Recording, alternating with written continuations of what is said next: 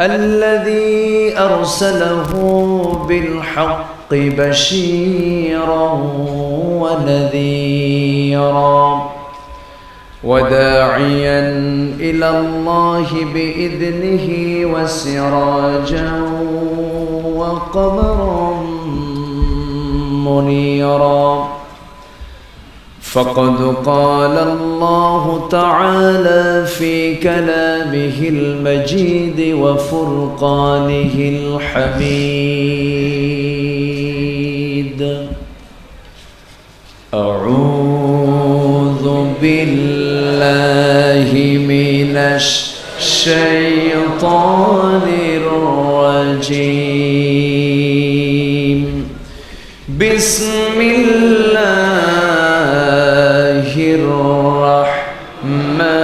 الرحمن الرحيم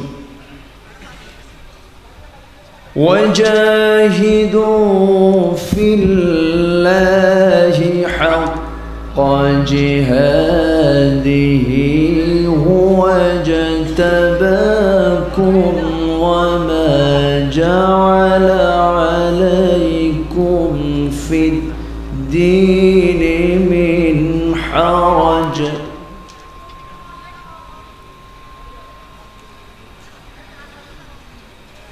ملة أبيكم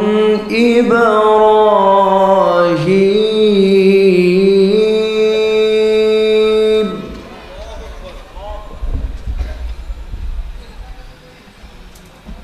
ملة أبيكم إبراهيم هو سماكم المسلمين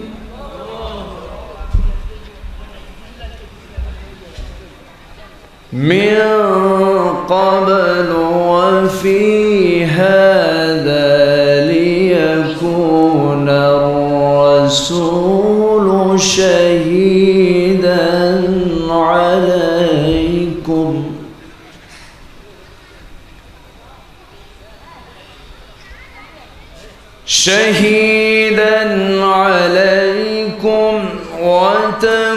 وتكونوا شهداء على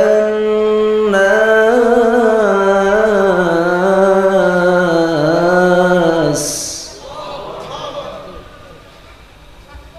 فأقيموا الصلاة وآتوا الزكاة واعتصموا بالله هو مولاكم فنعم المولى ونعم النصير اللهم صل على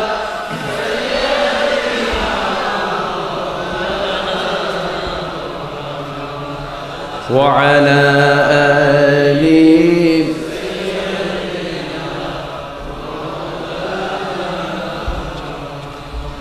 নবীর প্রতি দরদ মোহাব্বত ভালোবাসা সবার ভিতরে কম আছে না বেশি আছে?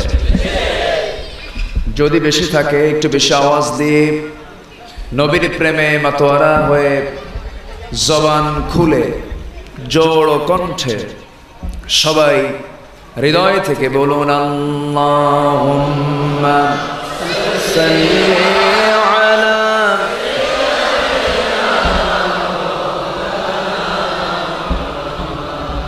ওয়া আলা আলি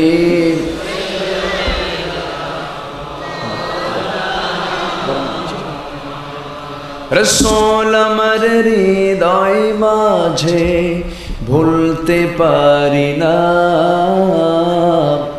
মন যে আমার চাই যে যেতে সোনার মদিনা আল্লাহুম্মা সাল্লি আলা সাইয়্যিদিনা وعلى آل سيدنا সবাই বলুন বালাগাল উলা বিকামালিহি কাশাফাত তুজা বিজামালিহি হাসনাত জামিউ খিসালিহি সাল্লু قوة عشق سے ہر پست کو بالا کر دے دہر میں اسم محمد سے اجالا کر دے بلغ العلا بکمالہ کشف التجا بجمالہ حسنت جميع خصاله صلوا سراج الملة تمحي فخر دو عالم دلبار مولاه شريف الأنبياء نسخا كل أديان دغره بلغ العلا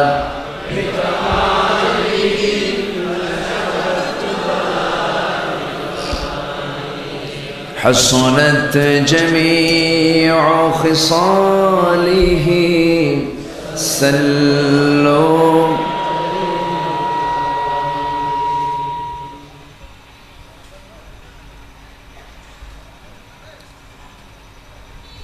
চট্টগ্রাম জেলার বাঁশখালী উপজেলার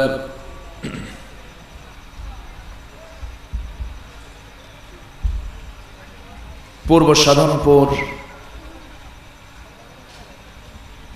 হযরত আবু বকর সিদ্দিক রাদিয়াল্লাহু আনহু যুব উন্নয়ন সংগঠনের উদ্যোগে আয়োজিত আজকের এই ঐতিহ্যবাহী তাফসীরুল কোরআন মাহফিলের সম্মানিত সুযোগ্য সভাপতি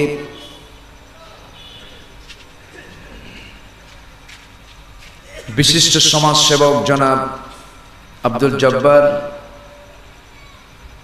আমার পূর্বে কথা বলেছেন প্রথিতযশা আলেমে দ্বীন মুহতারাম মাওলানা আলমগীর আজিজ সাহেব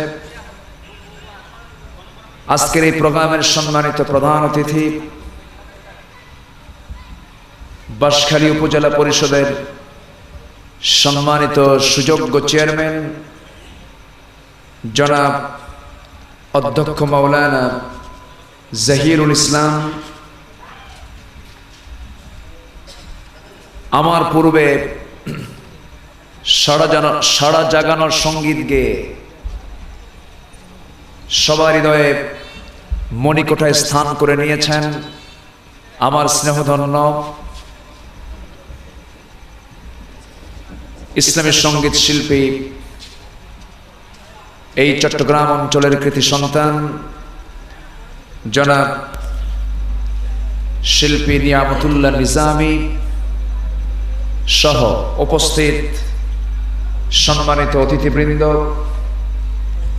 শিক্ষক মণ্ডলী, ওলামা হযরত, সামনে উপস্থিত আজকের মাহফিলের প্রধান আকর্ষণ দূরে ও কাছে বিভিন্ন স্থান থেকে আগত তাওহীদের পতাকাবাহী, কালেমার ঝান্ডাবাহী, দ্বীন ইসলামের নরশারদুল বীর মুজাহিদ, প্রাণ প্রিয় সম্মানিত দ্বীনি ভাইরা, আড়ালে বসে আছেন এলাকার সম্মানিতা সরল মনা আমার অত্যন্ত সম্মানিতা মা বোনেরা, আলোচনার সূচনায় আনুষ্ঠানিকতার মধ্য দিয়ে আমার পক্ষ থেকে আবারও আন্তরিক ভক্তিপূর্ণ সালাম আসসালামু আলাইকুম ওয়া রাহমাতুল্লাহি ওয়া বারাকাতুহু। সবাই কেমন আছেন? ভালো থাকার মতো শ্রেষ্ঠ নিয়ামতকে সাথে নিয়ে যে মহান রব্বুল ইজ্জতুল জালাল আমাকে আপনাকে আরামের শয্যা ত্যাগ করে কোরআনের আকর্ষিত হয়ে অসংখ্য লোকের মাঝ থেকে বাছাই করে যিনি আমাকে আপনাকে জান্নাতের এমন একটি টুকরায় হাজির হওয়ার তৌফিক দিলেন, এটা কার মেহেরবানি? সেই মহান রবের শানে আমরা সবাই কালিমাতুশ শুকর আদায় করি, হৃদয়ের সবটুকু আবেগ অনুভূতি উজাড় করে আমরা একযোগে বলে উঠছি আলহামদুলিল্লাহ। আবারও বলছি আলহামদুলিল্লাহ। সবাই বলি আল্লাহুম্মা ইন্নী আসআলুকাল হুদা ওয়াত তুকা ওয়াল আফাফ ওয়াল গিনা। সবাই বলুন আল্লাহুম্মা লাকা আসলামতু ওয়া বিকা আমানতু ওয়া আলাইকা তাওয়াক্কালতু। সম্মানিত দ্বীনি ভাইরা, আমরা আল্লাহ তাআলার শুকর আদায় করলাম। আমরা এসেছি কোরআন শুনতে, আমরা ভাগ্যবান। আমরা এসেছি আল্লাহ পাকের হক কিছু কথা শোনার জন্য। আমরা এসেছি এখানে নিজের জীবনের গুনাহ মাফ করে নেবার জন্য। আমরা এসেছি নিজের জীবনকে পরিবর্তন সাধনের জন্য, সাধন করে। সম্মানিত দ্বীনি ভাইরা, সম্মানিত উপস্থিতি, আমরা সেই সময় একত্রিত হয়েছি যে সময় কাশ্মীর উত্তপ্ত, সিরিয়া একটা জ্বলন্ত কড়াই, ফিলিস্তিন একটি মৃত্যুপুরী, আর গোটা ৫৫,০০০ বর্গ মাইলের সোনার বাংলা যেন একটা বিশাল একটা কারাগার। এইরকম করে গোটা পৃথিবীর যে স্থানেই মুসলিম জনপদ, মোটামুটি ৫৬টি মুসলিম রাষ্ট্রের কোনো একটা জায়গাতেও মুসলমানদের ভিতরে শান্তির কোনো বাতাস আমরা দেখতে পাচ্ছি না, অনুভব করতে পারছি না। এই যে অশান্তি, এই যে প্রতিকূলতা, এই যে জিঘাংসা, এই যে জুলুম, এই যে নির্যাতন, এই যে নিপীড়ন, মায়ানমারের দিকে তাকালে আপনা আপনি চোখে পানি চলে আসে। হাত দুটা গাছের সঙ্গে বেঁধে, পা দুটা বাঁশের সঙ্গে বেঁধে আগুন জ্বালায়া তাদেরকে শহীদ করে দেওয়া হচ্ছে। এই যে কঠিন একটি প্রতিকূল পরিবেশ আজকে মুসলমান পার করছে, এটার যদি আমরা কারণ খতিয়ে দেখতে যাই তাহলে আমরা বুঝতে পারবো একটিরই অভাব মুসলিম জাতির ভিতরে পরিলক্ষিত হচ্ছে। সেটা হলো মুসলিম জাতি আজ কোরআনের শাসন থেকে কাছে না দূরে। কোরআন আছে, কোরআন পড়ে, কোরআনের হাফেজের সংখ্যা কমেছে না বেড়েছে? মাদ্রাসা কমেছে না বেড়েছে? মসজিদ কমেছে না বেড়েছে? মুসল্লি কমেছে না বেড়েছে? দাড়িওয়ালা কমছে না বাড়ছে? বাড়ছে। কিন্তু কোরআনের যে শাসন আজকে সমাজে আমরা দেখতে পাচ্ছি না। গোটা পৃথিবীর কোন মুসলিম রাষ্ট্রে কোথাও পরিপূর্ণ কোরআনের শাসন আজ পর্যন্ত জারি হয়নি। আমার দেশেও কোরআনের শাসন জারি হয়নি, প্রতিষ্ঠিত হয়নি। যারা প্রতিষ্ঠা করতে চাচ্ছেন, যারা এই দেশে কোরআনের আলো দেখতে চান, কোরআনের আইন কানুন রাষ্ট্রীয় পর্যায়ে দেখতে চান, তাদেরকে বিভিন্নভাবে, বিভিন্ন কায়দায়, বিভিন্ন চক্রান্তের মধ্য দিয়ে ইসলাম নির্মূলের এক নীল নকশা সাজানো হচ্ছে। সম্মানিত বন্ধুগণ, আমরা ঠিক সেই মুহূর্তে এখানে একত্রিত হয়েছি। তাহলে আমরা যে অভাবটা পরিলক্ষ্য করছি মুসলমান জাতির ভিতরে, সেটা হলো আমরা কোরআনের শাসন, কোরআন পড়তে রাজি আছি, কিন্তু কোরআনের শাসন প্রতিষ্ঠা করতে রাজি নাই। এক শ্রেণীর লোক মনে হয় নাই, এরকম কিছু লোক আছে না নাই বলেন তো? কোরআন পড়তে রাজি কিন্তু কোরআন মানতে রাজি না, আছে না নাই? আমার বন্ধুগণ, কোরআন শুধু পড়লে চলবে না, কোরআন শুধু তেলাওয়াত করলে চলবে না, কোরআন শুধু সুর দিয়ে শুধু তেলাওয়াত করলে আমি কোরআনের হক আদায় করতে পারবো না। আল্লাহ রাব্বুল আলামিন এই কোরআনটা কেন নাজিল করেছেন, কি জন্য নাজিল করেছেন, আল্লাহ রাব্বুল আলামিন এক কথায় সুন্দর করে তা জানিয়ে দিলেন সূরা ইব্রাহিমের ভিতরে। আলিফ লাম রা কিতাবুন আনজালনাহু ইলাইকা লিতুখরিজান নাস মিনায-যুলুমাতি ইলান-নূর। জোরে বলুন আল্লাহু আকবার। নবীজি, আমি আপনার প্রতি যে কিতাব নাজিল করেছি, যে কোরআন আপনাকে দিয়েছি, এই কোরআন দেওয়ার মূল কারণ হলো আপনি যেন এই কোরআন দিয়া দিশেহারা জাতিকে, জুলুমাতের পথে থাকে নিমজ্জিত জাতিকে কোরআনের আলোকে আলোকিত করে যেন তাদেরকে জান্নাতের রাস্তায় তুলে দিতে পারে। এই জন্য আমি আপনাকে কোরআন দিয়েছি। কোরআন নাজিলের কারণ মোটামুটি ভাবে 5টি বলা যায়। কোরআন নাজিলের কারণ মোটামুটি কয়টি? 5টি। এর মধ্যে কি ঝাড়ফুঁক আছে? এর মধ্যে কি তাবিজ আছে? আচ্ছা, বাচ্চার পেশাব, ছোটবেলায় বাচ্চা বিছানায় পেশাব করে, হুজুর কি বলে, হুজুর আমার বাচ্চার পেশাব কেমনে বন্ধ করা যায়? তো বাচ্চা বিছানায় পেশাব করে, এটা বন্ধ করার জন্য কোরআন নাজিল হয়নি। কোরআন নাজিল হয়েছে পার্লামেন্টে ধর্ষণের শাস্তি নিশ্চিত করার জন্য। কোরআন নাজিল হয়েছে খুনিকে প্রকাশ্যে দিবালোকে তার উপরে কিসাস কার্যকর করার জন্য। সম্মানিত ভাইয়েরা, সেই কোরআন শুধু আজকে হাফেজের মাথায় আছে, কাগজের পাতায় আছে, শুধু নাই আজকে সমাজের পাতায়। আজকে যদি কোরআন সমাজের পাতায় থাকতো, জগৎধন্য বিশ্ববরেণ্য ইসলামী চিন্তাবিদ তথা মুফাসসির কোরআনকে আজকে 4 শিকের দেওয়ালে বন্দী থাকা লাগতো না। যারা মুসলিম সমাজের, যারা মুসলিম জাতির যারা হিরো, আজকে তাদেরকে কোণঠাসা করে রাখা হয়েছে। তবে হ্যাঁ, কোণঠাসা করার চক্রান্ত যতই করা হোক না কেন, সিংহকে কখনো বেঁধে রাখা যায় না।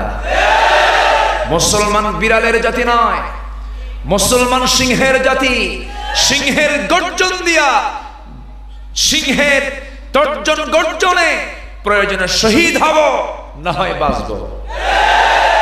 তবু বাতিল শক্তির কাছে মাথা নত করা যাবে না, মাথা নত করা যাবে না। সোজা কথা। এই মস্তক অবনত করে দিয়েছে কার জন্য? কার কাছে? সম্মানিত ভাইয়েরা, আমাদের কিবলা হলো কাবা। আমরা কাবার দিক মুখ হয়ে আমরা সেজদা দেই। সেই কাবার উপরে শিবের ছবি টাঙায়া ব্রাহ্মণবাড়িয়াকে উত্তপ্ত করে দেওয়া হলো। সেই ব্রাহ্মণবাড়িয়ায় আবার কে বা কারা সংখ্যালঘু হিন্দু ভাইদের বাড়িতে আক্রমণ করলো। এগুলো সব সাজানো নীল নকশা। আসতে কবেন না, জোরে কোন ঠিক কিনা?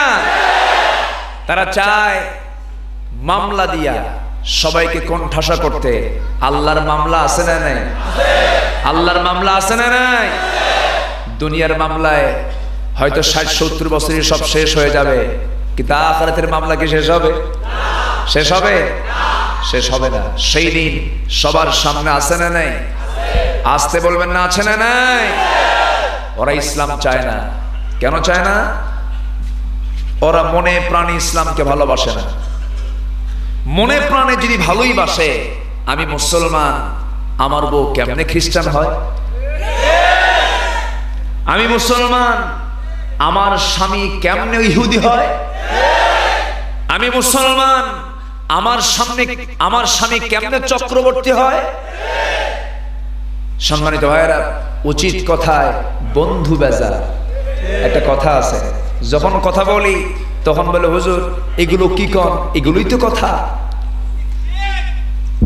সম্মানিত ভাইরা, রাসূল যখন বলেছেন চাচা আবু জেহেল সুদের কারবার বন্ধ, আবু জেহেল কয় ব্যবসা মারবি আমার। রাসূল বললেন জেনার কাজ বন্ধ, কামারে নেশা বন্ধ করবি।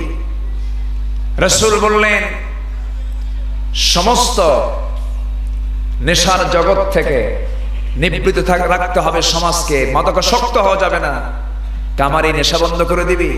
সব আবু জেহেলের জন্য বাধার প্রাচীর হয়ে গেল। আবু জেহেল বরদাস্ত করতে পারল না। আবু জেহেল চালালো মক্কার সিটি মেয়র হয়ে, তার নিয়োজিত প্রশাসন দিয়ে নবীর উপরে, সাহাবীদের উপরে অমানবিক নির্যাতন। সাহাবীরা কেউ কি পিছপা হয়েছেন? আসতে বলবেন না, পিছপা হয়েছেন? পিছপা হননি। পিছপা একজন মুমিন কখনো হয় না। মুমিনের জবান এক থাকে, মুমিনের জবান কখনো দুই হয় না। কারণ মুমিনরা কি করে? মুমিনদের কাজ হলো ওয়াল মুমিনুনা ওয়াল মুমিনাতু বা'দুহুম আউলিয়াউ বা'দ ইয়া'মুরুনা বিল মা'রুফি ওয়া ইয়ানহাউনা 'আনিল মুনকার ويقيمون الصلاة ويؤتون الزكاة ويطيعون الله ورسوله أولئك سيرحمهم الله إن الله عزيز حكيم জোরে বলুন আল্লাহু আকবার। মুমিনরা কেমন হবে? মুমিনরা হবে পরস্পরের বন্ধু। এরা পরস্পর বন্ধুত্বের প্রাচীর গড়ে তুলে তারা কি করবে? সৎ কাজের আদেশ দেবে আর অসৎ কাজের তারা বাধা প্রদান করবে। যত অকাম আছে, যত সামাজিক কাজ আছে, সমস্ত কাজের বিরুদ্ধে তারা বাধার প্রাচীর হয়ে দাঁড়িয়ে যাবে। যেমন বাধার প্রাচীর হয়ে দাঁড়িয়েছিলেন মুহাম্মদুর রাসূলুল্লাহ।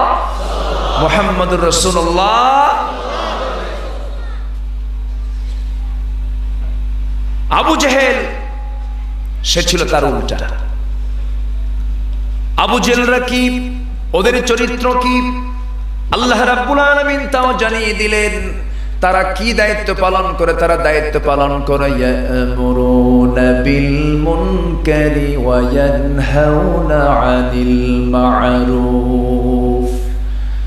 আবু জেহেলদের কাজ হলো, মুনাফিকদের কাজ হলো তারা খারাপ কাজের আদেশ দেয় আর ভালো কাজের তারা বাধা দেয়। মাহফিলকে বন্ধ করতে বলে আর যাত্রাকে চালু করতে বলে। এরকম নেতা আমার দেশে নাই তো? চট্টগ্রামে হ্যাঁ আছে, যাত্রা হয়। আবার গতকালকে আমার মাহফিল ছিল সিরাজগঞ্জ। একজন বড় লিডার, একজন পার্লামেন্টারিয়ান আমার পাশে বসা।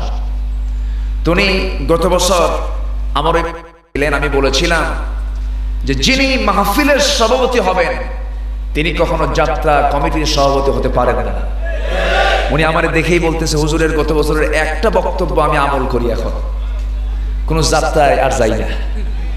বুঝলে তো? একজন মুসলমান কোরআনওয়ালা যদি হয় সে কেন যাত্রাকে সমর্থন দেবে?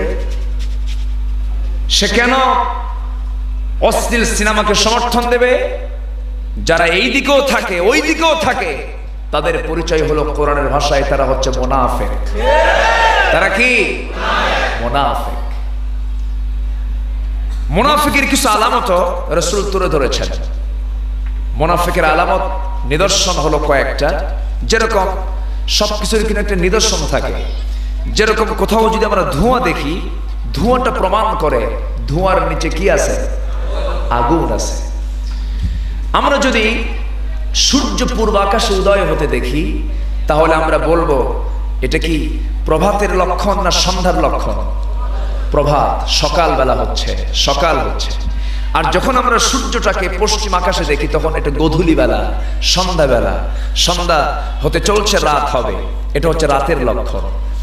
তো ঠিক তেমনি মুনাফিককে চেনার জন্য কিছু সিমটম প্রকাশ করেছেন মুহাম্মদ সাল্লাল্লাহু আলাইহি ওয়াসাল্লাম। এর মধ্যে এক নম্বর সিমটম হচ্ছে, লক্ষণ হচ্ছে, নিদর্শন হচ্ছে, যখন সে ওয়াদা করে, ইদা ওয়াদা আখলাফা, যখন সে ওয়াদা করে ওয়াদা ভঙ্গ করে। এরকম লোক তো আমার দেশে খুবই কম, খুঁজে পাওয়াই যায় না। আছে? আছে। আমার কথা কি বুঝতে কষ্ট হচ্ছে আপনাদের? আমি মাহফিল কমিটির তরফ থেকে আপনাদের কাছে ক্ষমা চেয়ে নিচ্ছি এই জন্য, কারণ আমিও তাদের একজন বলবো। এখন মানুষকে আমরা বসতে দিতে পারিনি, কেউ উঁচু জায়গায়, কেউ দাঁড়ানো অবস্থায়, কেউ রাস্তায়, জায়গা না পাওয়ার কারণে অনেক কষ্ট করে বসে শুনছেন। কষ্ট করছেন আপনি, সওয়াব দিচ্ছেন কে? আজ থেকে বলেন, সওয়াব দিচ্ছেন কে? আল্লাহ পাক। এটা ভেবে এটাকে কেউ হৃদয়ের ভিতরে নিবেন না, মনোকষ্ট নিবেন না। সম্মানিত ভাইয়েরা, একটু কান লাগান। তাহলে ওয়াদা যে করে, সে ওয়াদা যে ভঙ্গ করে, সে মুমিন না মুনাফিক? আবু জেল সিলেটের লিডার। আবু জেল যা বলতো, যা ওয়াদা করতো তা ভঙ্গ করে ফেলতো। জিনিস নিলে সে জিনিসের দাম দিত না। হয়তো কোন একটা জিনিস কিনে আনছে, সেই জিনিসের দাম দেওয়ার আর কোন প্রয়োজন সে মনে করতো না। এরকম লোক আমার দেশে আছে না নাই? আছে। আবু জাহেল একদিন বাজারে গেছে কিছু আটা কেনার জন্য। সে আটা বিক্রেতা হচ্ছেন একজন সাহাবী। সেই আটা বিক্রেতা সাহাবীকে বললেন, আমার এক বস্তা আটা দরকার, আমার বাড়িতে এক বস্তা আটা পৌঁছিয়ে দাও। আটার দাম যা হয় আমি তোমারে দিয়ে দেব 2-1 দিন পর। সাহাবী মনে মনে চিন্তা করলেন, নেতা মানুষ, না দিলে কেমন হয়, কষ্ট করে তার বাড়ি পর্যন্ত পৌঁছে দিয়ে আসছেন। 2 দিন চলে যায়, 3 দিন চলে যায়। সাহাবী 4-5 দিন পর বলে ফেললেন, ও আবু জাহেল, তুমি তো আটা নিয়েছো, দামটা এখনো দাও না, আমারে দাম দিবা নাকি? আরো 4-5 দিন পরে আসো। আবার 4-5 দিন পরে তিনি বললেন, বলার পর কোনো জবাব এলো না। এবার সাহাবী একটু বিরক্তির সুর নিয়ে বলে ফেললেন, শোনো নেতা আবু জাহেল, সত্যি সত্যি বলো তো, আমাকে আটার দাম দিবা নাকি? এখন সে বলতেছে, তুই কি এখনো টের পাস নাই? তুমি কি এখনো টের পাও নাই আমি আটার দাম দেব কি দেব না? সাহাবী হতাশা নিয়ে ফিরে আসলেন আমার নবী মুহাম্মদ সাল্লাল্লাহু আলাইহি ওয়াসাল্লামের দরবারে। এসে বলছেন, ইয়া রাসূলুল্লাহ, আপনার প্রতিবেশী, আপনার ঘরের সাথে ঘর, আপনার বংশের মানুষ আমার এক বস্তা আটা মেরে দিল, দাম দেয় না। রাসূল বললেন, তুমি আমাকে এমন সময় বললে যে সময় মক্কার সিটি মেয়র হচ্ছে আবু জাহেল। আমার কথা বুঝতেছেন? এখন তো মেয়র টেয়র যা কিছু আছে সব তো ভোট টোট লাগে না, বোঝেন নাই? তো মক্কার সিটি মেয়র হচ্ছে আবু জাহেল। প্রশাসন তার কাছে, সমস্ত আইন তার কাছে। সাহাবী, তুমি আমাকে এমন সময় বললে যে সময় আমার কিচ্ছু করার নাই। আমার নবীজির এমন কথায় সাহাবীর মনটা একটু খারাপ হয়ে গেল। তিনি মাজলুম, তিনি নির্যাতিত, কি করবেন? রাসূল অসহায়ত্ব প্রকাশ করলেন। এমন সময় জিবরিল আমিন আলাইহিস সালাতু ওয়াস সালাম রাসূলকে বললেন, ইয়া রাসূলুল্লাহ, আপনার কোনো চিন্তা করার দরকার নাই, সাহাবীকে হতাশ করবেন না। সাহাবী যত মাজলুম, ওই সাহাবীর আটার দাম তোলার দায়িত্ব আল্লাহ পাক নিজে নিয়েছেন। আল্লাহু আকবার। আরো জোরে কোন আল্লাহু আকবার। আল্লাহ পাক নিজে আটার দাম তুলে নেওয়ার দায়িত্ব তুলে দেওয়ার দায়িত্ব নিয়েছেন। আমি জিবরাইল সেজন্য আসছি, আপনি কোনো চিন্তা করবেন না, আবু জেহেল অবশ্যই আটার দাম দিয়ে দেবে। আল্লাহু আকবার বলেন। ঠেলার নাম কি? ওই এলাকায় এই কথা কয় না? আচ্ছা, সব আস্তে আস্তে বলবো, কথা তো অনেক, রাত তো পেয়েছে একটা। আমি আলোচনার সূচনায় আমি তেলাওয়াত করেছি একটা আয়াত। সে আয়াতের যে সূরাটা, সেই সূরা হলো সূরাতুল হজ। সূরাতুল হজ, সূরা হজের শেষ আয়াত, ৭৮ নম্বর আয়াতে আল্লাহ পাক ঈমানদারকে ডাক দিচ্ছেন। প্রথম এর শেষ আয়াতের আগের আয়াতটা শেষদার হওয়ার কারণে আমি এটা তেলাওয়াতে আনলাম না, যার অর্থ হচ্ছে ঈমানদারেরা তোমরা রুকু করো, সিজদা করো, ওয়াবুদু রাব্বাকুম, তোমার রবের ইবাদত করো, ওয়াফআলুল খায়রা, ভালো কাজ করো, আশা করা যায় সফলতার চূড়ান্ত শিখরে তুমি পৌঁছে যাবে। জোরে বলেন সুবহানাল্লাহ। আল্লাহ পাক এই কয়েকটা হুকুম শেষদার আয়াতে দিয়ে দিলেন। এরপর পরে ওয়া শব্দ লাগালেন এবং কি করতে হবে? আল্লাহ রাব্বুল আলামিন বলেন, ওয়াজাহিদু ফিল্লাহি হাক্কা জিহাদিহি হুয়াজতাবাকুম ওয়া মা জাআলা আলাইকুম ফিদ-দীনি মিন হারাজ মিল্লাতা আবিকুম ইব্রাহিম হুয়া সাম্মাকুমুল মুসলিমিন। জোরে বলুন আল্লাহু আকবার। আল্লাহ রাব্বুল আলামিন বললেন, ও রুকুকারী, ও সিজদাকারী, ও আমার দাসত্বকারী, তোমার দায়িত্ব হবে এরপরে তুমি কি করবে? আমার পথে জিহাদ যখন করতে যাবে, জিহাদ করার মতোই করবে, যেন তোমার কেউ তোমাকে পিছপা করতে পারে। জিহাদের মতো জিহাদ তোমাকে করতে হবে।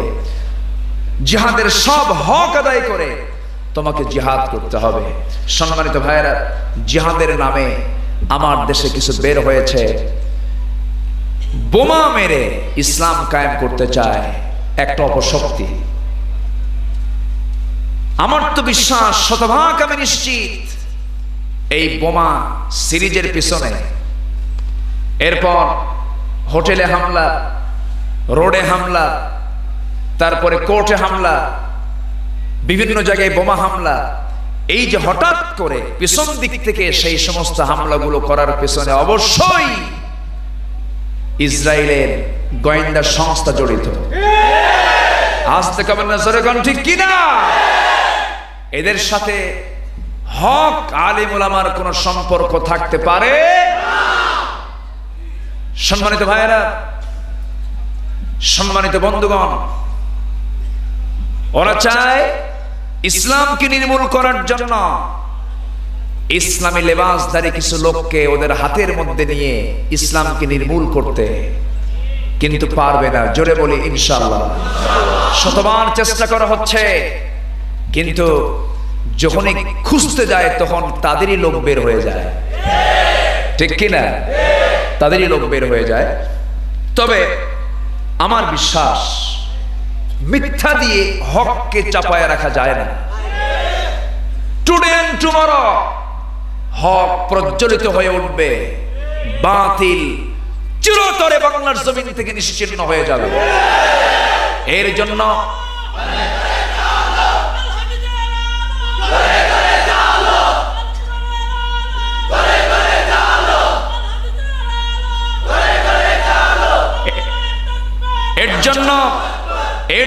এই হককে প্রতিষ্ঠার জন্য, এই হককে প্রতিষ্ঠার জন্য যে রক্ত আমাদের কাছ থেকে আল্লাহ পাক চাচ্ছেন, যে জীবন চাচ্ছেন, সেই জীবনকে সবাই দিতে রাজি আছেন? সবাইকে জীবন দিতে রাজি আছেন? কারা দাঁত ভাঙ্গা জবাব দিতে রাজি আছেন? দু হাত উঁচু করে দেখা।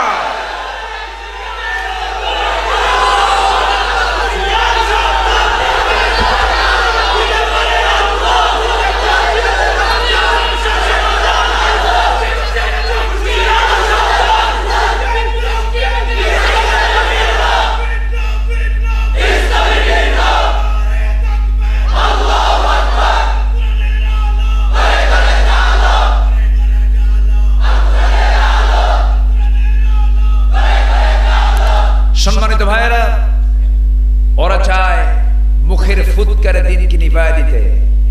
ইউরিদুনা আন ইউতফিউ নূরাল্লাহ, ওরা চায় মুখের ফুৎকারে দিনকে নিভায় দিতে। ওয়ায়াবাল্লাহ ইল্লা ইউতিম্মা নূরাহু ওয়ালাউ কারিহাল কাফিরুন। সম্মানিত ভাইরা, পারবে না। ষড়যন্ত্র যতই করুক, ষড়যন্ত্রের জাল যতই বিস্তার করুক, ওয়া মাকারু মাকারাল্লাহ আল্লাহু খায়রুল মাকিরিন। চক্রান্ত আবু জেহেল কম করেনি, আবু লাহাব কম করেনি, ফেরাউন হামানরা কম করেনি, নমরুদরা কম করেনি, কেউ টিকতে পারে নাই। এখনকার যারা বাতিল শক্তি তারাও টিকতে পারবে না। জোরে বলুন ইনশাআল্লাহ। মাঝখান থেকে হয়তো আমরা ভাবতেছি কিছু প্রাণ ঝরে যাচ্ছে না, কিছু প্রাণ তো যেতেই হবে। একটা বিল্ডিং গড়ে তুলতে হলে বিল্ডিং এর নিচে ভিতের প্রয়োজন আছে না নাই? ইটকে খোয়া বানায়া ফাউন্ডেশন মজবুত করে এরপরে বিল্ডিং বানানো হয়। সম্মানিত ভাইয়েরা, একটা বিল্ডিং বানানোর জন্য যেমন শত শত ইটকে খোয়া করে ওর নিচে ভিতকে মজবুত করে যেমন তার উপরে বিল্ডিং বানানো হয়, ইসলাম নামক বিল্ডিংকে প্রতিষ্ঠিত করার জন্য যে ভিতের প্রয়োজন, সেই ভিতের জন্য প্রয়োজন হচ্ছে শহীদের তাজা রক্ত। সেই শহীদের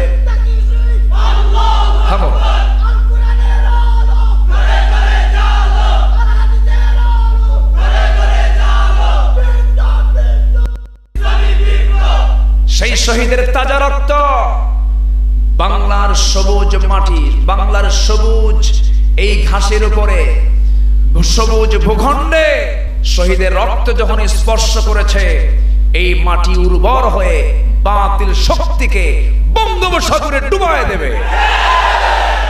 সম্মানিত ভাইয়েরা, সেই দিন সামনে আসতেছে। জোরে বলি ইনশাআল্লাহ। কোনো ভয় নেই। আমাদের সাহায্যকারী কে? হিজরতের রাত। মাঝে মাঝে মনে হয় আমার এই কথাটা, হিজরতের রাত রাসূল ঘর থেকে একা বের হচ্ছেন, কি নিরুপায় অবস্থা, কেউ নাই। সমরাস্ত্রে সজ্জিত, অস্ত্রে শস্ত্রে সজ্জিত আবু জেহেল বাহিনী গোটা বাড়ি ঘেরাও করে ফেলেছে। গোয়েন্দা সংস্থা সহ সব তথ্যগুলো না হচ্ছে। ভিতরে মুহাম্মদ বিন আব্দুল্লাহ অবশ্যই আছে। আমার রাসূল একটু ভয় পেলেন না, টেনশন তো হবেই। দরজা খুললেন, চতুর্দিকে শত্রু দেখলেন, ভরসা রাখলেন কার উপরে? হেফাজত করলেন কে? কে হেফাজত করলেন? আল্লাহ করলেন।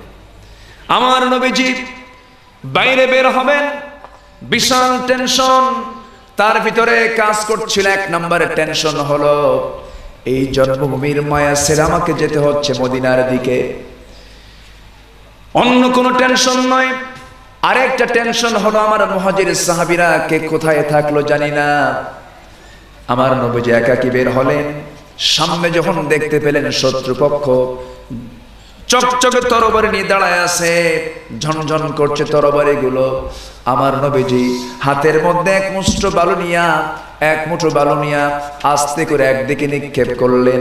প্রত্যেক শত্রুর চোখে বালুর কণাগুলো আমার আল্লাহ নিজের কুদরতে পৌঁছায়া দিলেন। রাসূল একা, ওরা শত শত। সাহায্যের জন্য কে দাঁড়ালেন? কে এগিয়ে আসলেন? বান্দার পিঠ যখন দেয়ালে ঠেকে যায়, আল্লাহর সাহায্য তখন বান্দার জন্য ওয়াজিব হয়ে যায়। পরীক্ষা দিতে হবে তো। পরীক্ষা ছাড়া জান্নাত পাওয়ার কোনো রাস্তা নাই। রাস্তা শুধু পীরের মুরিদ হব আর জান্নাত পাবো, এত সস্তা না। পীর যে কই যাবে তোমার তারই তো হিসাব নাই, তুমি কই যাবে? এমন পীর, উরে বাপরে বাপ, সে পেটটা কত বড়, এত বড় পেট, 10 মাস ফেল, এত বড় পেট। দরজা খোলার জন্য হাতের আগে পেট আগে যায়, এত বড় পেট। একটু মহব্বত করে মুরিদ পীরের সঙ্গে একটু আলিঙ্গন করবে, একটু কি বলে এটা, কোলাকুলি করবে। কোলাকুলি হবে না, পেট এত বড়, হবে পেটাপেটি। এই হচ্ছে অবস্থা। সম্মানিত দিনী ভাইরা, এই শয়তানগুলো দেশে একদম মাথা জেগে উঠেছে। কেন? এদের পিছনে আছে অপশক্তি। এদের পেছনে আছে না গুন্ডা বাহিনী, এদের পেছনে আছে সন্ত্রাসীরা। এরাই হলো ধর্মের ছদ্মবেশী রূপী একদম পাক্কা শয়তান। এদের সাথে ইসলামের কোন সম্পর্ক নাই। শুধু সুরতটা ঠিক আছে, চেহারাগুলো কি নুরানি চেহারা। কিছু কিছু মুনাফিকের চেহারাগুলো দেখলে অবাক হয়ে যায়, এত সুন্দর চেহারা আল্লাহ ওর দুনিয়াতে দিছে। চেহারাগুলো কি, দাড়ি, লম্বা দাড়ি, সুন্দর টুপি, দেখে মনে হয় জিব্রাইল ফেল, এত সুন্দর চেহারা। কিন্তু কামগুলো আবু জেহেলের চেয়েও মারাত্মক। আছে না নাই? আলেমের বিরুদ্ধে সাক্ষী দাও তোমরা। সেদিন এক বক্তা ওয়াজ করতেছে, ইয়াজিদ রহমতুল্লাহ আলাইহি, বুঝলেন? আমি শুনে আশ্চর্য হলাম, কি এরকম লোক বাংলাতে আছে? আমি তাকে বললাম, ভাই আপনি যে ইয়াজিদ রহমতুল্লাহ আলাইহি বললেন, এর কারণটা কি? বলতেছে উনি তো মুসলমান ছিলেন। আমি তাকে বললাম, ঠিক আছে, তো আপনার ছেলের নাম কি? ছেলের নাম একটা বললাম। আমি বললাম যে ওটা পাল্টায় ইয়াজিদ থুয়ে দেন। আমি তাকে বললাম, ইয়াজিদ যদি প্রশংসিত হয়, গোটা দুনিয়া জুড়ে একটা লোকের নামও ইয়াজিদ খুঁজে পাওয়া যাবে না। হুসাইন আছে না নাই? আসতে কবেন না, আছে না নাই? ঘরে ঘরে হুসাইন, এখানেও আছে। হাত তুলতে বললে হাত উঠবে না? দেখি কে, দেখি হুসাইন নামে। হুসাইন কে? হুসাইন নামে নাম কার? এই যে হুসাইন, দেখেন এটা যে বাঁশখালী হুসাইন, এখানে হুসাইন, দেখেন ঘরে ঘরে হুসাইন। আলহামদুলিল্লাহ বলেন। দেখি ফেরাউন কি আছে? হাত তোলেন দেখি। আছেন কেউ? নাই। এটা খুঁজে পাওয়া যাবে না, কিন্তু ফেরাউনের চরিত্র আছে। ফেরাউনের চরিত্র কিছু আছে না নাই? আছে না নাই? ফেরাউন তার ক্ষমতাকে কুক্ষিগত করার জন্য, ফেরাউন তার রাজত্বকে টিকে রাখার জন্য প্রথম সেই শুরু করেছে হত্যা রাজনীতি। সে মেরেছিল 40,000 শিশুকে। কত হাজার শিশুকে? 40,000 শিশুকে সে হত্যা করেছিল। সেই পৃথিবীর বুকে প্রথম ক্ষমতাকে পাকাপোক্ত করার জন্য হত্যার রাজনীতি শুরু করে। আজকেও যারা ক্ষমতাকে পাকাপোক্ত করার জন্য রাজপথে লাশ ফেলছেন, অবশ্যই তারা ফেরাউনদের যোগ্য উত্তরসূরি। সেই ফেরাউনের উত্তরসূরি যারা, তাদের বিরুদ্ধে মোকাবেলার প্রয়োজন আছে না? মুসার শক্ত লাঠি হাতে নিয়ে রাজপথে লড়াই করতে রাজি আছো কারা?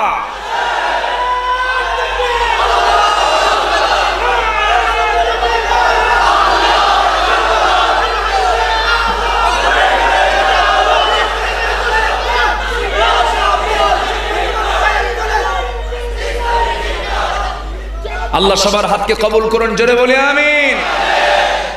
ফেরাউন সাইজ হয়েছে কার কাছে? ফেরাউন সাইজ হয়েছে কার কাছে?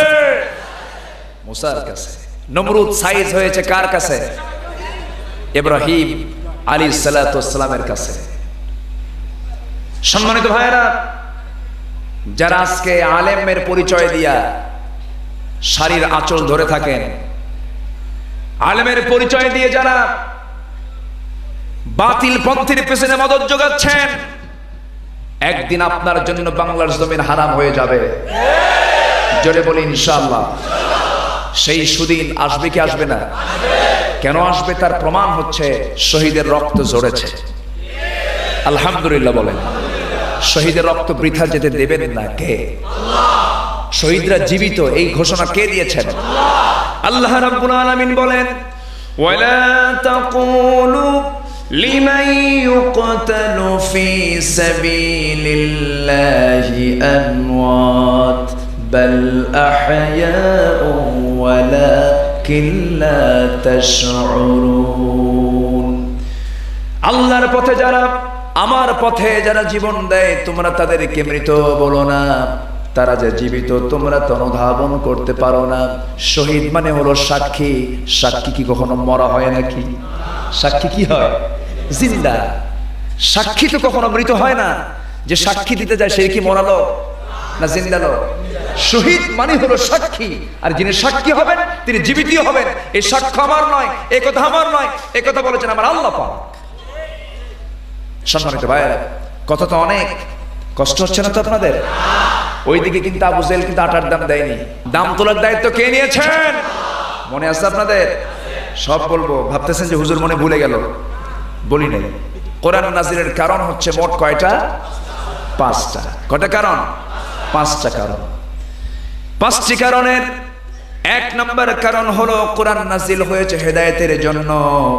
আল্লাহ রাব্বুল আলামিন হেদায়েতের জন্য সূরা ফাতিহার মধ্যে চাইতে বলেছেন, যারা পারেন সঙ্গে পড়ুন, ইহদিনাস সিরাতাল মুস্তাকিম সিরাতাল্লাযীনা আন'আমতা আলাইহিম গায়রিল মাগদুবি আলাইহিম ওয়ালাদ-দাল্লিন। এরপরে আরো জোরে এই হেদায়েতের জন্য আল্লাহ রাব্বুল আলামিন কোরআনটা নাজিল করেছেন। আল্লাহ পাক সূরা বাকারার শুরুতে বলে দিচ্ছেন কেন কোরআন নাজিল করলাম, যালিকাল কিতাবু লা রাইবা ফীহি হুদাল লিল মুত্তাকিন। সূরা বাকারার অন্য জায়গায় আরো সুন্দর করে বলছেন, শাহরু রমাদানাল্লাযী উনজিলা ফীহিল কুরআনু হুদাল লিন্নাস ওয়া বায়িনাতিম মিনাল হুদা ওয়াল ফুরকান। 185 নম্বর আয়াতে আল্লাহ রাব্বুল আলামিন বলছেন, কোরআন নাজিল করেছে হেদায়েতের জন্য, সত্য মিথ্যার পার্থক্য সৃষ্টি করার জন্য কোরআন নাজিল করেছি। আল্লাহ পাক অন্য জায়গায় বলছেন, কুল নাহবিতু মিনহা জামিআন ফাইম্মা ইয়াতিয়ান্নাকুম মিন্নী হুদান ফামান তাবিআ হুদায়া ফালা খাউফুন আলাইহিম ওয়ালা হুম ইয়াহজানুন। আল্লাহ রাব্বুল আলামিন আবার আলে ইমরানের ভিতরে বলছেন, মিন ক্বাবলু হুদাল লিন্নাস ওয়া আনজালাল ফুরকান ইন্নাল্লাযীনা কাফারু বিআয়াতিল্লাহি লাহুম আযাবুন শাদীদ। জোরে বলুন আল্লাহু আকবার। ইন্নাল্লাহা লা ইয়াহদিল কওমায যালিমিন। তবে হ্যাঁ, যারা জালিম আল্লাহ পাক এই কোরআন দিয়ে তাদেরকে হেদায়েত দিতে পারবেন? হেদায়েত দিতে পারবেন না। এটা কার কথা? যারা জালিম তারা এই কোরআন থেকে হেদায়েত লাভ করতে পারে না। আমার দেশে জালিম আছে না নাই? আসতে কবেন না, আছে না নাই? 7 বছর বয়স আসামি বানায়, আসামি বানায়া জেলখানায় উঠায় রাখে 7 বছর বয়সের শিশুকে। কেন? তার বাবা আসামি। বাপকে না পেয়ে নবজাতক কি বলে 7 বছরের শিশু সন্তানকে যারা গ্রেফতার করে তাদের বিরুদ্ধে মামলা দেয়, এটা মানুষ নয়, হায়নার চেয়েও জঘন্য। সম্মানিত ভাইয়েরা, সম্মানিত বন্ধুগণ, কুফর দিয়ে শাসন চলে কিন্তু জুলুম দিয়ে শাসন চলবে না। এটা কার কথা? আল্লাহর কথা। তবে হ্যাঁ, পাগলা ঘোড়া দাবড়াচ্ছে তো একদিন নিজেই ঘেমে যাবে, নিজেই থেমে যাবে, দৌড় মারার রাস্তা পাবে না। এমন দিন আসবে। জোরে বলি ইনশাআল্লাহ। জোরে বলি ইনশাআল্লাহ। হয়তো আমি ভাবতেছি, আপনি ভাবতেছেন কোন দিন সাহায্য আসবে। আল্লাহ বলছেন, আলা ইন্না নাসরাল্লাহি করিব। সাবধান, চিন্তা করো না, সবচেয়ে সাহায্য অতি নিকট আমার তরফ থেকে আসবে। জোরে কোন সুবহানাল্লাহ। সাহায্য কে করবেন? আলাইসা আল্লাহু বিকাফিন আবদা। আমার জন্য কেউ না, আমার জন্য কে আছেন? আল্লাহ আছেন। সম্মানিত ভাইয়েরা, রাসূল কেমনে সেই হিজরতের রাতে সবার চোখে আড়াল করে বের হয়ে চলে গেলেন, জাবালে সুরকে আশ্রয় নিলেন। শত্রুরা ঘরের গুহার কাছাকাছি চলে গেছে, দেখতে পাচ্ছে অথবা দেখতে পাচ্ছে না, মনে হচ্ছে কে যেন আছে, কিন্তু এরপরেও তাদের চোখে আড়াল করে দিলেন কে? আসতে বলবেন না, কে আড়াল করে দিলেন? বদরে সাহায্য করেছেন কে? ওহুদে সাহায্য করেছেন কে? খন্দকে সাহায্য করেছেন কে? হুনাইনে সাহায্য করেছেন কে? তাবুকে সাহায্য করেছেন কে? সে আল্লাহ আজও আছেন না? নয়, সাহায্যের জন্য তিনি প্রস্তুত আছেন। আমরা একটু প্রস্তুতি নেই, একটু ঈমানটা মজবুত করে আনি, আমলে সালেহ করি, বিজয় আমাদের হাতে কে দিবেন? আল্লাহ দিয়ে দিবেন।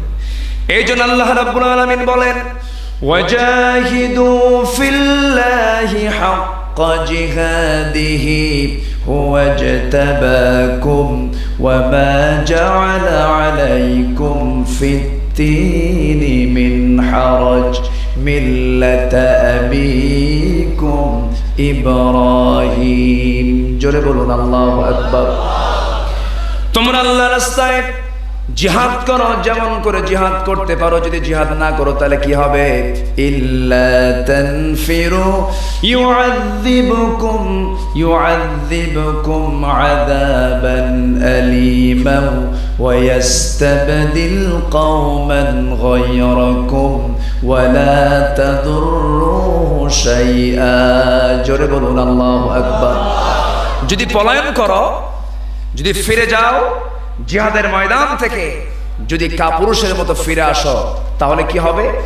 তোমাদের উপরে ভিন্ন এক জাতিকে চাপায় দেওয়া হবে, তাদের তোমরা কোনো ক্ষতি সাধন করতে পারবে না। অতএব মুসলমানদের জন্য পথ একটাই খোলা, সামনে যাওয়া, পিছনে নয়। যেরকম ঠিক কিনা? সামনে যাব, কদম ফেলবো, বুলেট বুকে ধারণ করব, বাতিল শক্তির কাছে কখনো মাথা নত করব না। এটা হচ্ছে মুসলমানদের কাজ। কাদের কাজ? মুসলমানদের কাজ। আর মুনাফিকদের কাজ হলো কি? ভাই আমি তো তোমারই, আছে না নাই? যখন সুর নরম করার দরকার হয় তখন সুর নরম করে, যেই দিকে বৃষ্টি সেই দিকে ছাতা, আছে না নাই? আচ্ছা, এমনটা হওয়া যাবে না। দুঃসময়ে সুসময়ে সব সময় ইসলামের ছায়াতলে থাকার তৌফিক সবাইকে দান করুন। জোরে বলি আমিন। আরো জোরে আমিন। কোরআন নাজিল হয়েছে 5টা কারণে। কয়টা কারণে?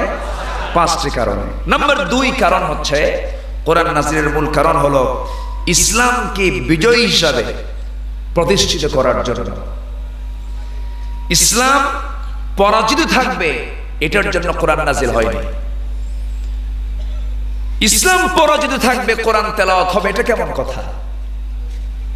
ইসলাম কায়েমের জন্য যে চেষ্টা করে না, যে মুজাহাদা করে না, যেটার জন্য যে চেষ্টায় লিপ্ত নয়, সে লোকের মরণ হচ্ছে মুনাফিকের মরণ, বলেছেন মুহাম্মদুর রাসূলুল্লাহ সাল্লাল্লাহু আলাইহি সাল্লাম। তওবা করতে হবে, ফিরে আসতে হবে। কার পথে? মুনাফিকের পথ ছেড়ে ইমানের পথে আসতে হবে। মুনাফিকি করা যাবে না। মুনাফিকের সঙ্গে আল্লাহ পাক সম্পর্ক রাখতে মানা করেছেন। ওয়াগুলুজ আলাইহিম, তাদের সঙ্গে হে রাসূল আপনি কঠোরতা অবলম্বন করুন। মুনাফিকদের কবরের সামনে দাঁড়াতে নিষেধ করা হয়েছে। ওয়ালা তাকুম আলা কবরিহি, তাদের কবরের সামনে দাঁড়ায়ও না, তাদের জন্য দোয়া করো না। কে বলেছেন? আল্লাহ বলেছেন। সেই মুনাফিক চক্র আমার দেশে আছে না নাই? আসতে বলবেন না, আছে না নাই? আছে। ফিরে আসতে হবে, তওবা করতে হবে। হয়তো সারা জীবন ভুল করেছি, কিন্তু তওবার মতো তওবা যদি করতে পারি আল্লাহ পাক মাফ করে দিবেন। একটু আস্তে কোন সুবহানাল্লাহ। আমরা যদি ভেবে নেই এই মাহফিল আমার জীবনের শেষ মাহফিল, যদি একটু ফিরে আসার চেষ্টা করি, এই মাহফিল আমার আপনার জন্য জান্নাতের ওসিলা হতে পারে। হতে পারে না? হতে পারে। কার কখন কিভাবে চেঞ্জ হয়ে যায় বলা মুশকিল। আল্লাহর পয়গম্বর মুসা আলাইহিস সালাতু ওয়াস সালাম একদিন আল্লাহকে বলছেন, আল্লাহ আমি তোমাকে একটা প্রশ্ন করতে চাই। কি প্রশ্ন? প্রশ্ন হচ্ছে আমার উম্মতের মধ্যে সবচেয়ে খারাপ লোকটাকে। উনি তো এরকম অদ্ভুত প্রশ্ন করতেন। উনি লোকটা একটু আলাদা ছিলেন তো। আমার উম্মতের মধ্যে সবচেয়ে নিকৃষ্ট লোককে আমার দেখার দারুণ শখ হয়েছে। আল্লাহ বললেন, তুমি আর শখের জায়গা পাও না, হ্যাঁ? তুমি নিকৃষ্ট লোক দিয়ে কি করবা? কেন আমার উম্মত হয়ে এত খারাপ লোক, সে লোকটাকে আমি একটু দেখতে চাই। আল্লাহ বললেন, ঠিক আছে দেখবা। কখন? তুমি রাস্তায় দাঁড়াও, বিকেল বেলা এই দিক দিয়ে একটা লোক চলে যাবে, তার বাচ্চা সহ, দেখতে পাবে সেই লোকটাই হচ্ছে তোমার উম্মতের সবচেয়ে খারাপ লোক। সামনে দিয়ে চলে গেল, দেখে নিলেন। দেখে নেওয়ার পর পরই বলতেছে, আল্লাহ প্রশ্ন কিন্তু আমার শেষ হয়নি, এবং আমার উম্মতের মধ্যে সবচেয়ে ভালো লোক কোনটা আমাকে দেখাও। আল্লাহ বললেন, মুসা বিকেল বেলা তুমি এখানে দাঁড়াও, এই রাস্তা দিয়ে একটা লোক যাবে, ওই লোকটা হচ্ছে সবচেয়ে তোমার উম্মতের মধ্যে উৎকৃষ্ট এবং ভালো উম্মত তোমার। বিকেল বেলা অপেক্ষার প্রহর গুনছে, খারাপ লোক তো দেখলাম, ভালো লোকটাও দেখিনি। বিকেল বেলা সে অপেক্ষার প্রহর গুনছে যে ভালো লোকটার জন্য, সকাল বেলা যে লোক, বিকেল বেলা ওই লোকই। আমার কথা কি বুঝে আসতেছে ভাই? ওনার কাছে মেজাজ খারাপ হয়, আল্লাহ তুমি আমার সঙ্গে তুমি এরকম করো কেন? আল্লাহ বলেন, কেন, কি হয়েছে? সকালবেলা যে লোক দেখায় দিলা খারাপ লোক, এক বিকেলেই ভালো হলো, আমি কিছু বুঝি না। কি কথা বুঝতেছেন কি ভাই? তো উনি এই টাইপের ছিলেন, মাঝে মাঝে আল্লাহকে এরকম প্রশ্ন করতেন। তাহলে এক সকালে এক বিকেলে একটা লোক ভালো হলো, অবশ্যই তার কিছু এর মধ্যে ভালো আমল ছিল কি ছিল না? আছে না নাই? আছে না নাই? শুনতে রাজি আছেন তো? কয়টা শুনবে? রাতও আছে, কষ্ট হবে না তো সবার? সবাই শুনতে রাজি আছেন? জোরে বলুন ইনশাআল্লাহ। আমি শুনলাম এই এলাকায় নাকি মেয়েরা খুব ভালো, কিন্তু সিরিয়াল দেখে। এই যে আমার সামনে কিন্তু ইমাম সাহেব বসা আছে, ইমাম সাহেব কিন্তু মুসল্লিদের রিপোর্ট গুলো রাখে।